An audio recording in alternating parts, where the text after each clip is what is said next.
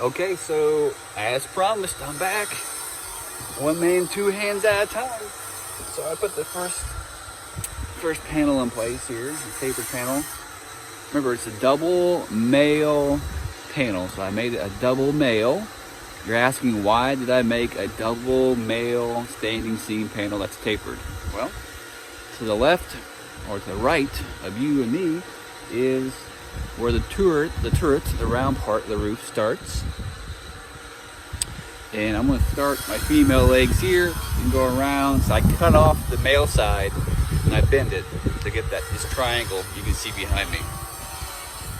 So the factory produces out of the machine, as you saw earlier, produces the female leg. So I don't want to cut it off and remake it. So I just leave it alone. I cut off the male leg. I rebend the panel, as we see behind me. But I made this one double male. That way I can start here on my vertical line that's square to the house and go up the valley. On this side, the male side, the other side, which is also a male leg, we'll start our turret around and around this rounded section of the roof. So as promised, I want to show you how that looks. So here's the first piece. You can see those silver squares behind me. Those are the clips. That's what holds the panel down. But they're not locked to the actual panel. The panel can actually move inside there, allowing it to grow through thermal expansion. So as the sun, the temperature changes throughout the Midwest throughout the season, this panel will grow. We don't want it to oil can, as we spoke about earlier in the video we saw here. So at the bottom of the panel, what I've done, I allowed it to go a little long, about an inch, and I bent it under. I traced the bottom of the panel around the rounded drip edge, and I bent it by hand to fit into that cleat I showed you earlier. So let's take a look at that.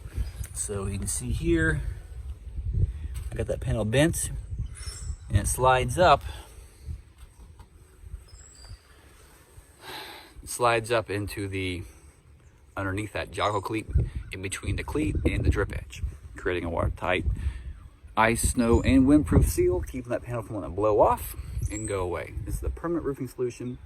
And while I'm doing it, since we don't want any oil canning, as we saw in a previous video, I took out the tooling, which creates a rib or striation in the panel, which strengthens the actual panel.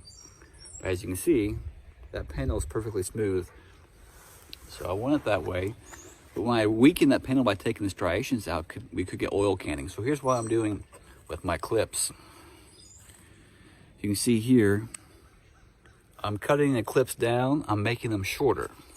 This is the factory side. It's a little longer, has a little dog ear on it. I'm cutting that clip out about 3/16 of an inch out of the clip.